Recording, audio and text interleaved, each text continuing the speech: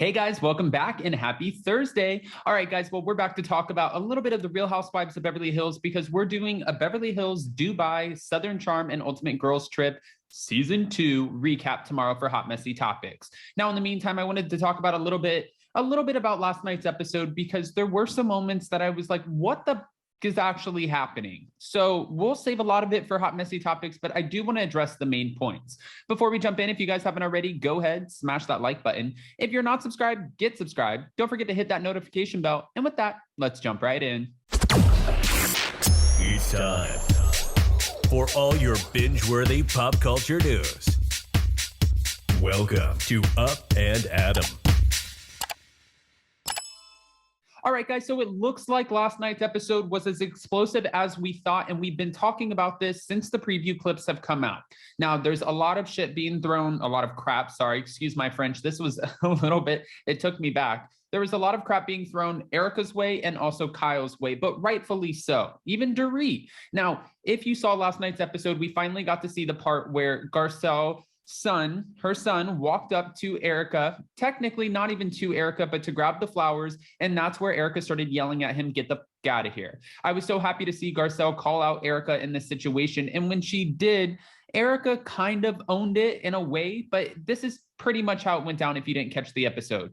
She just said, listen, you shouldn't ever talk to a child that way, especially not my child. So let me be very clear about that. And Erika was like, okay, well, you know what? I was wrong and I apologize and I take full responsibility. She's like, your liquor level was a little out of control. And she's like, and you're right. Yes, it was.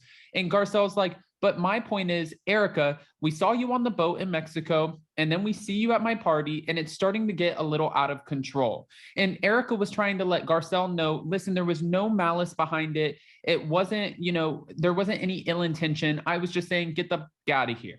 But Garcelle's not really having it. And at this point, Kyle Richards chimes in, which she's starting to do this a lot. I'm noticing it, and maybe I just didn't notice it as much before. But when Sutton's sitting there having a conversation with Diana, and all of the women are having a conversation, I understand that they're all supposed to kind of chime in and be a part of it, but I'm noticing it more now than ever when it comes to Kyle Richards. And she chimes in and she's like, well, Garcelle, I think it's ridiculous that, 2 times in 7 years have we seen her this way. And Garcelle's like, Kyle, I'm not talking to you. This has nothing to do with you. And she's like, well, I'm just saying I have an opinion. Okay, well, she also had an opinion about Sutton Stracke, which she issued an apology for. And she was getting a lot of crap for saying to Sutton, Diana lost a baby, you did not. Kyle said that she felt bad about it, and watching this week's episode was tough for her. But when she said, you did not, she's claiming that she apologized immediately the next day, that she took it back and she was like, you know what? I shouldn't have said that. I was wrong. But there's a lot of this stuff that we don't get to see on the screen, especially because editing plays a huge role into it. And fans are going to run wild with speculation as to what went down. And if you said something that's kind of shitty, well, they're going to be upset with you. Now, Rinna also called out Sutton, which is kind of crazy to me at this point, but I think Rinna, she sees Diana Jenkins as this woman who has it all, right? She has the multi-million-dollar lifestyle, she has the private jets, she has the glam squad, kind of what she would hold on to when it came to Erika, but Erika doesn't have that anymore. So when Sutton called Diana a mother and tried to, tell her, listen, I just think that you're not a nice person. And she was pretty much just saying, I was trying to talk to you about my miscarriage because maybe that was something we could relate to, we could both understand where each other's coming from in that moment. She also tried to relate when she was comparing the loss of her father to the loss of Diana's brother, but Diana didn't feel like that was her trying to relate or understand or express any sort of empathy. She felt like she was just simply putting herself into a situation and making it all about herself. Well, Rinna did call out Sutton, and she said, for you to call her, did you call her a mother? And for you to call her that, that's the pot calling the kettle black. Well, Rinna, you stir up the pot all the time. I mean, so much so to where you have your hands in every single franchise, pissing people off, getting people upset, and then later you issue an apology, which isn't even, it was a roundabout apology. It wasn't even like a real, I'm sorry to the Real Housewives of Dubai. I'm sorry to Garcelle. I'm sorry to Kathy Hilton. I'm sorry to Sutton Strack. No, it was just like, if I raged on you, and, you know, I apologize because right now I'm going through a tough time, which we talked about. She's going through a tough time. We get that. We understand it can't be easy losing a parent, but at the end of the day, it doesn't give you, you know, the opportunity to be a jerk to the people around you. I understand that you guys are supposed to be filming together and you're supposed to be going in on each other. Conflict resolution, yes, but what about the women who are not actually on your show?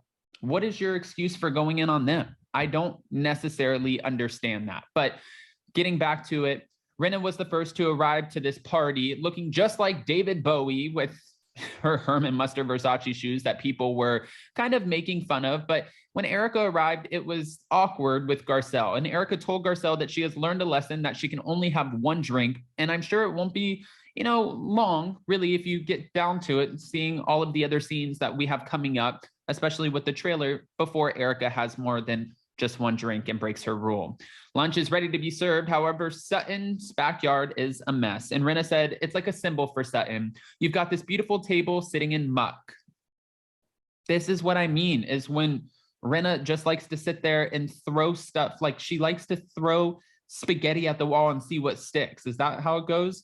You know, Garcelle did get into the conversation, and this is when they were talking over lunch. Dorit explains that she can't drive because she can't be alone. She doesn't feel comfortable anymore at all, but the woman explained that in time she'll be okay. Now, as the conversation kind of dies down, Sutton states that she did not know Diana was not coming to her luncheon, since Diana never told her, you know, one way or the other. And Garcelle said, you know what? I call that rude. Rinna called her a hypocrite. Okay, she says that she's such a hypocrite and asked if Sutton called Diana a motherfucker and soulless. So much for the issue between Sutton and Diana, and that kind of being a part of the past, because at this point, I don't think it's going anywhere. Again, we have a lot to break down when it comes to the Real Housewives of Beverly Hills episode. We have people coming in and out of our house today, so I didn't think it was appropriate to do a live, but tomorrow we don't. So hopefully you guys can join us tomorrow. I will be posting it in the community tab. We're going to do one big mashup of Beverly Hills, Dubai, Southern Charm, Ultimate Girls Trip, and all of the other news that's been coming out in between.